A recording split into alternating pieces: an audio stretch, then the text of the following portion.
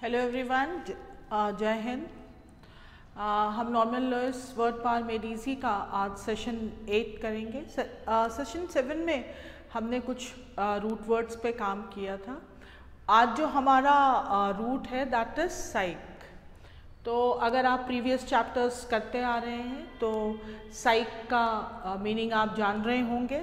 Side is mind और you can say soul, दिमाग। इससे हमने कुछ वर्ड्स तो पहले ही कर लिए हैं प्रीवियस चैप्टर में, like psychology that is study of brain, psychologist जो आपका बिहेवियर पैटर्न चेक करता है उसे हम कहते हैं psychologist. Psycho analysis that is why somebody behaves like this, उसे हम जब हम चेक करना स्टार्ट करते हैं तो उसको कहते हैं साइको एनालिसिस। एंड साइकियाट्रिस्ट जो दिमाग को हील करते हैं, कोई भी मेंटल डिसऑर्डर है उन्हें हम साइकियाट्रिस्ट कहते हैं। एक क्विक लुक आप यहाँ पे दे सकते हैं। But today we are going to talk about some new words related to psych. आज हम दिमाग से रिलेटेड कुछ नए वर्ड्स के बारे में बात करेंगे। तो जो हमारा बेस है वो तो साइक ही रहेगा, साइक ही है, लेकिन अब हम उसमें कुछ और ऐड करते हैं। तो साइक है हमारे पास और एक वर्ड है pathos that is suffering. Suffering इसका मतलब होता है पीड़ा। अगर हम इन दोनों वर्ड को कंबाइन कर दें तो हमारे पास कुछ डेंजरस से वर्ड आते हैं। जो पहला वर्ड आता है हमारे पास दैट इज साइकोपैथ। साइकोपैथ या आप इन्हें कह सकते हैं साइकोपैथिक पर्सनालिटी। अगर what is the meaning of psychopath या साइकोपैथिक? कई बार अगर आपने सुना होगा सीरियल किलर्स या रेपिस्ट, तो हम उनके बारे में बात करते हैं तो उन्हें हम कहते हैं कि ये साइकोपैथ हैं। दैट मीन मेंटल डिसऑर्डर से जो लोग गुजर रहे हैं, यानी उनका माइंड काम नहीं करता। Now what is the meaning of mind काम नहीं करता? तो हम जब भी कोई एक्शन करते हैं तो हमारे अंदर एक आवाज़ आती है कि ये हम सही कर रहे हैं या गलत कर रहे हैं। इन लोगों के अंदर ये इनर कॉन्शियंस ही नहीं होता है कि what ever I am doing is right और रॉन्ग। मॉरल ग्राउंड पे अगर हम उसको चेक करें तो उनके अंदर जो है वो मॉरल लैक बहुत एक्सट्रीम पे होता है। They don't understand. बहुत से लोग जो बहुत ही ईगोटिस्ट होते हैं, ईगोसेंट्रिक होते हैं, they can go to any extent. अगर उनके मन में कोई बात आ गई तो उसको पूरा करने के लिए, इस तरह के लोग इस कैटेगरी में आते हैं साइकोपैथ या साइकोपैथिक। हालांकि ये मेंटल डिसऑर्डर है बट वो उस तरह का नहीं है कि उनके माइंड में पेन हो रहा है। ये वर्ड जो है इसका मतलब ये है कि उनका दिमाग काम नहीं करता। दिमाग काम नहीं करता किस चीज़ में? कि whether they are doing right और रॉन्ग। तो साइक से अगर हमने पैथोस मिलाया तो वर्ड आया हमारे पास साइकोपैथ या साइकोपैथिक। अब एक वर्ड जो है हमारे पास, अभी भी हम बेस यही रहने दे रहे हैं, साइक ही है हमारे पास बेस। अब हम जो दूसरा वर्ड इसमें मिक्स करेंगे वो हम चेंज कर देते हैं। तो अब हमारे पास है सोमा। Soma, Soma means body. अभी आपने पैथोस मिक्स किया था तो आपके पास वर्ड आया था साइकोपैथ और psychopathic. Now you are adding soma. Soma का मतलब होता है बॉडी। आप आगे जो चैप्टर्स पढ़ेंगे उसमें इससे रिलेटेड कई वर्ड आएंगे, बट फिलहाल अभी हम इसको साइक से ही ऐड कर रहे हैं।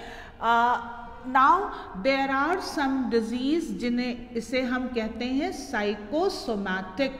साइकोसोमैटिक, साइको दिमाग और सोमैटिक बॉडी। माइंड का जब बॉडी पे असर दिखने लगे तो उसे हम साइकोसोमैटिक रिफ्लेक्शन या उसे हम साइकोसोमैटिक डिजीज़ कहते हैं। अब इसको थोड़ा आप अपनी लाइफ में ज़रा देखेंगे तो अगर आपको स्टेज फोबिया है और किसी ने आपको स्टेज पे बोला जाने के लिए, तो हार्ट बीट का फास्ट हो जाना, टेम्पल्स के पास जो है वो पसीना आ जाना, हाथ पैर कांपने लगना, बुरी खबर सुनकर दिल का जोर जोर से धड़कने लगना, बार बार यूरिनेशन आना, कई लोगों को नर्वसनेस में बार बार यूरिनेशन की प्रॉब्लम होती है। अच्छा, एक बहुत ही इंटरेस्टिंग फैक्ट है, आप भी अपने आसपास में थोड़ा ऑब्जर्व करिएगा कि जो छोटे बच्चे होते हैं जिनमें अभी इतनी वर्ल्डली चालाकियाँ नहीं आई हैं, तो उन्हें अगर किसी दिन स्कूल नहीं जाना होता है तो वो कहते हैं कि उनके पेट में दर्द हो रहा है। अच्छा, बड़ी इंटरेस्टिंग बात है कि ये अमीर, गरीब, middle class, upper class, India, Pakistan, America, सब जगह पे बच्चे यही कहते हैं कि उनके पेट में दर्द हो रहा है। तो ये बच्चों ने क्या आपस में षड्यंत्र कर लिया क्या कि जब स्कूल नहीं जाना हो तो यही कहेंगे कि पेट में दर्द हो रहा है? नहीं, ऐसा बिल्कुल भी नहीं है। Your brain is directly related to your stomach.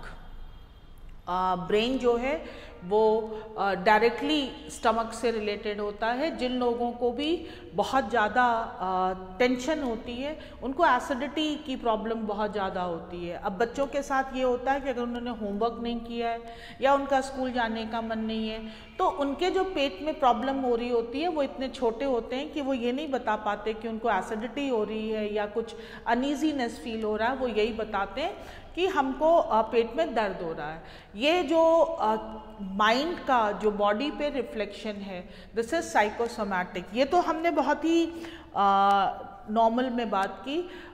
जब हम थोड़ा हाई उस पे जाते हैं तो depression, heart problem, anxiety syndrome, ये जितने हैं, और कई बार तो ऐसा भी है कि अस्थमा तक का, अस्थमा, क्लॉस्ट्रोफोबिया, ये सारी जो प्रॉब्लम है ये जब हम इनका एक साइको एनालिसिस करते हैं तो पता चलता है कि इनका कोई फिजिकल उससे कोई लेना देना नहीं है, ये सब माइंड की वजह से है।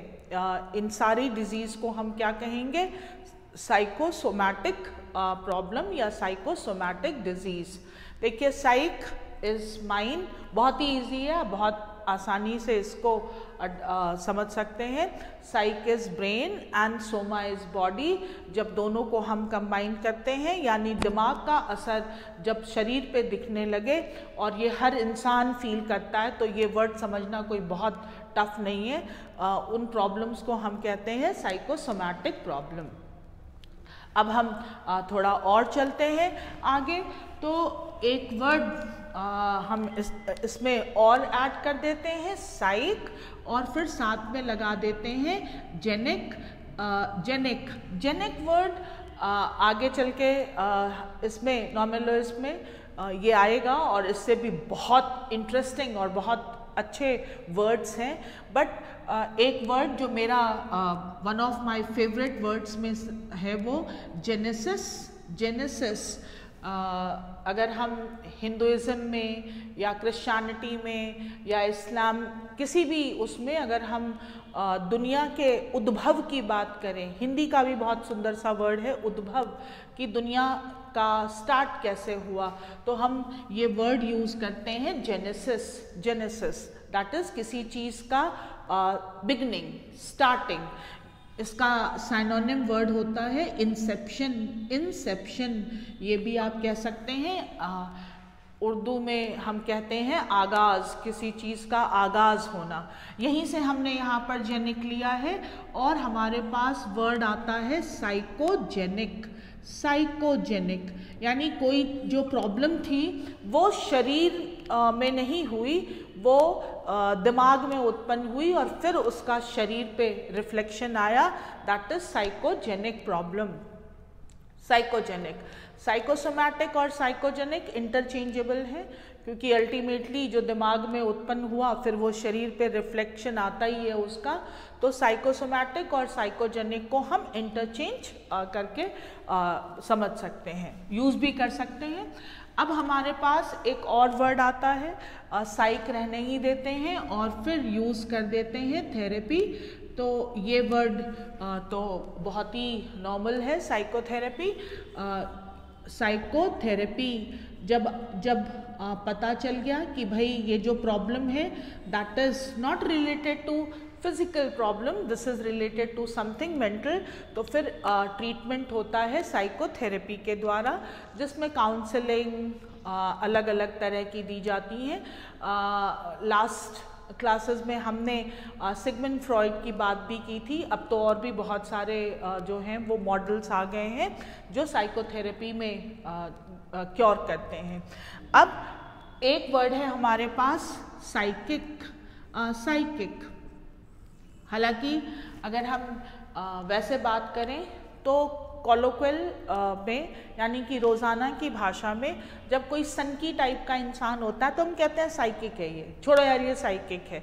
बट साइकिक जो एग्जैक्ट मीनिंग है किसी का ऐसा बिहेवियर पैटर्न जिसको आप लॉजिकली नहीं समझ पाते हैं कि ये ऐसा क्यों करता है, तो उसे हम कह देते हैं साइकिक।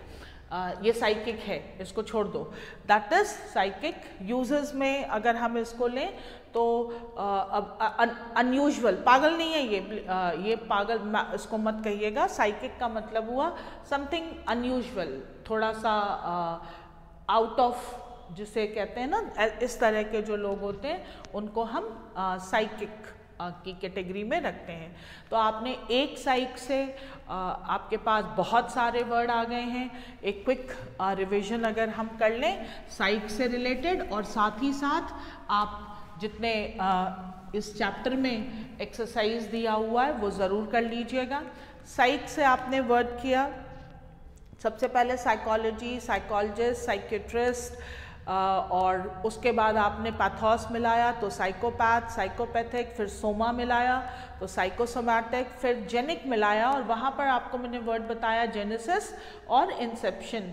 तो साइकोजेनिक वर्ड भी आया, देन साइकिक वर्ड आ गया आपके पास। तो साइक, आई सजेस्ट यू कि जब भी आप अपनी एक पढ़ाई से थोड़ा सा फ्री होते हो या थोड़ा सा आपको कुछ क्रिएटिव करने का मन करता हो तो एक रफ कॉपी लीजिए और ऊपर रूट वर्ड लिखिए, ऑल्टर, और फटाफट सारे वर्ड बनाने स्टार्ट कर दीजिए।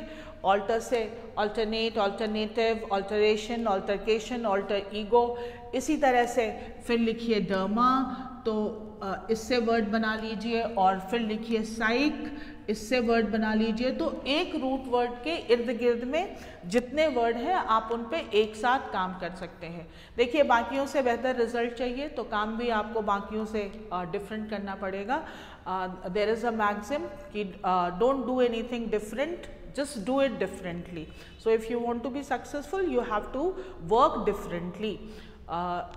वर्ड रिवाइज कर लीजिएगा, एक्सरसाइज कर लीजिएगा, और फिर हम अगले सेशन में मिलेंगे। Till then stay happy, stay blessed, thank you.